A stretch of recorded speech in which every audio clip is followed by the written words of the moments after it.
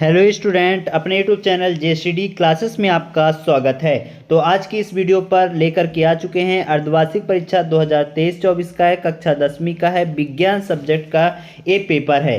ये पेपर आपका 75 नंबर का पेपर आएगा और 3 घंटे का पेपर रहेगा। ठीक, यदि आपको 55 नंबर चाहिए तो वीडियो के लास्ट तक बने रहना और जितने भी मैं क्वेश्चन आपको प्रोवाइड कर रहा हूँ सारे के सारे क्वेश्चनों को अच्छे से तैयार कर लेना, क्योंकि यही सारे क्वेश्चन आपके पेपर में आने वाले हैं प्यारे बच्चों।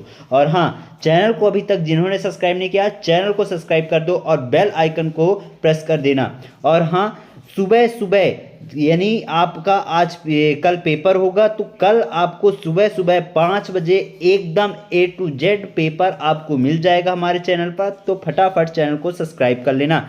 तो चलिए स्टार्ट करते हैं। इसका PDF का लिंक चाहिए, नीचे डिस्क्रिप्शन पर दिया गया है लिंक, वहां से आप लोग डाउनलोड कर सकते हैं। पहला है सही विकल्प चुन करके लिखना है। तो पहला क्वेश्चन है, निम्न में कौन भौतिक परिवर्तन नहीं है? तो कौन सा भौतिक परिवर्तन नहीं है? LPG का दहन भौतिक परिवर्तन नहीं होता है। खौलते पानी से जल वाष्प बनना ये भौतिक परिवर्तन है। बर्फ का पिघलना भी भौतिक परिवर्तन है। नमक का पानी में घुलना भी एक भौतिक परिवर्तन है, यानी अपने आप हो जाता है। लेकिन LPG का दहन भौतिक परिवर्तन नहीं है। ठीक, फिर जल का pH मान कितना होता है? जल का pH मान 7 होता है, ये आप याद रखिएगा। जल का pH मान 7। ठीक, फिर यहाँ पास देखिए, सबसे अधिक क्रियाशील धातु है। तो सबसे अधिक क्रियाशील धातु कौन सी है? तो Au है ना, ये है। फिर चौथा क्या है? मनुष्य में वक्र एक तंत्र का भाग है, वह है। तो इसका क्या होगा? उत्सर्जन। क्या होगा? उत्सर्जन। ठीक, फिर पादप में जाइलम उत्तरदायी है। तो जाइलम किस लिए है? जल का वाहन करने के लिए, यानी जल पहुंचाने के लिए। ठीक, फिर यहाँ पर मास्टर ग्रंथि का नाम है। मास्टर ग्रंथि किसे कहते हैं? पीयूष ग्रंथि को। ठीक, मास्टर ग्रंथि किसे कहते हैं? पीयूष ग्रंथि को। दूसरा क्वेश्चन क्या है? रिक्त स्थान की पूर्ति करना है। 6 नंबर का क्वेश्चन है। इनमें से आपका 4 क्वेश्चन जरूर फंसने वाला है रिक्त स्थान पूर्ति में। क्यों मैं आपको पूरा का पूरा ओरिजिनल पेपर नहीं देता हूँ? क्योंकि मेरे को भी रिस्क रहता है, इसलिए मैं थोड़े क्वेश्चन मिक्स कर देता हूँ, यानी 25% मिक्स कर देता हूँ और 75% क्वेश्चन ओरिजिनल ही रहते हैं। तो अच्छे से तैयार कर लेना। पहला क्या है? तंत्रिका तंत्र की प्रमुख इकाई खालिस्तान होती है। तो न्यूरॉन। क्या होता है? न्यूरॉन होता है। ठीक, इसका आंसर न्यूरॉन होगा। फिर अगला क्वेश्चन क्या है यहाँ पास? अब देखिए, मनुष्य में खालिस्तान जनन होती है। तो मनुष्य में लैंगिक जनन होती है, लैंगिक। ठीक, फिर दूसरा क्या है? नर युग्मक एवं मादा युग्मक के संलयन को खालिस्तान कहते हैं। तो क्या कहते हैं? निषेचन।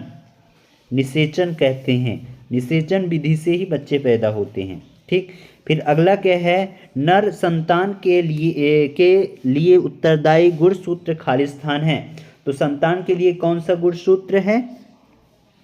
XV। ठीक, फिर दूसरा क्या है? आकाश का रंग नीला, रंग नीला प्रकाश के खालिस्तान के कारण दिखाई देता है। तो प्रकाश प्रकीर्णन। क्या?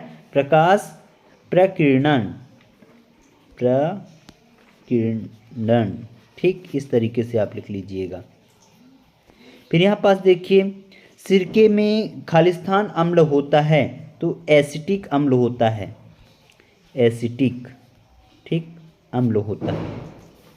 फिर यहाँ पास सत्य सत्य आपको बताते जा रहा हूँ, आप पूरा अच्छे से लिख लीजिएगा। तो पहला क्या है? सत्य है। दूसरा भी सत्य है और तीसरा सत्य है। चौथा असत्य है। पांचवा भी असत्य है और छठवां सत्य है। तो इसको अच्छे से देख लीजिए और अपने कॉपी में लिख लीजिए आंसर। इसका यदि आपको PDF चाहिए, नीचे डिस्क्रिप्शन पर लिंक दे दूंगा, वहां से आप लोग डाउनलोड कर सकते हैं। मिश्र धातु। मिश्र धातु कौन सी है? कांसा एक मिश्र धातु होता है। इसमें 2-3 चीजें मिक्स करके ही कांसा धातु बनती हैं। ठीक, फिर मास्टर ग्रंथि। मास्टर ग्रंथि किसे कहते हैं? पीयूष ग्रंथि को। ठीक, फिर नर युग्मक। तो नर युग्मक को होगा शुक्राणु। क्या होगा? शुक्राणु।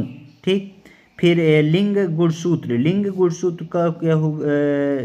लिंग गुणसूत्र, तो लिंग निर्धारण क्या होगा, लिंग निर्धारण।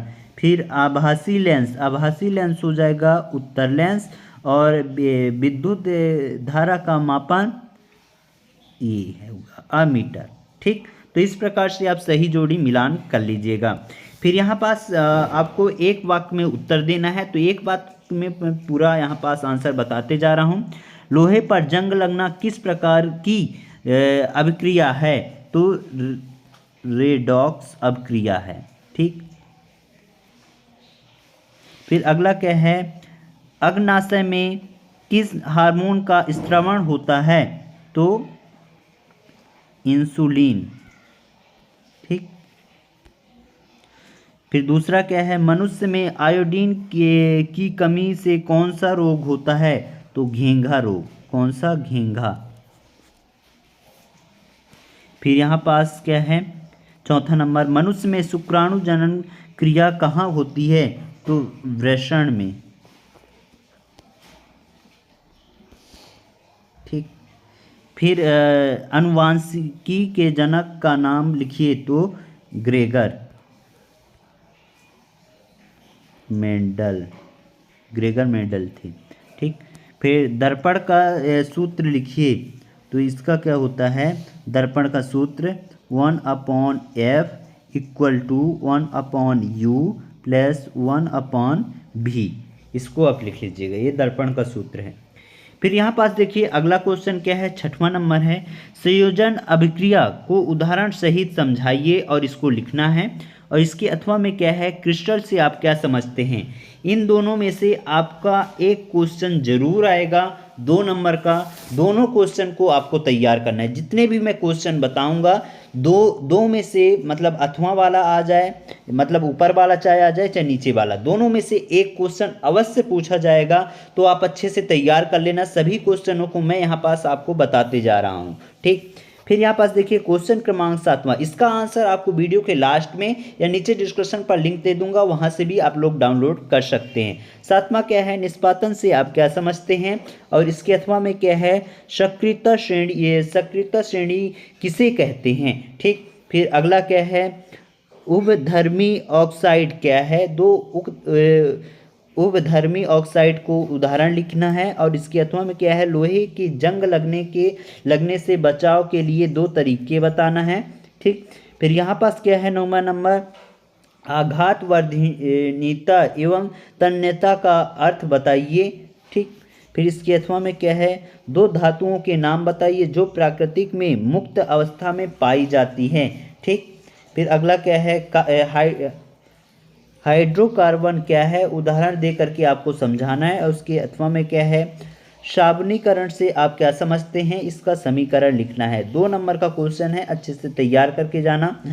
अगला क्वेश्चन ये देख सकते हैं, 11वां, भोजन के पाचन में लार की क्या भूमिका होती है और हमारे शरीर में वसा पाचन कैसे होता है, यह प्रक्रिया कहाँ होती है। तो इसको अच्छे से ये करना है। ये ऊपर वाला आपका मोस्ट इंपॉर्टेंट क्वेश्चन है, तैयार करके जाना।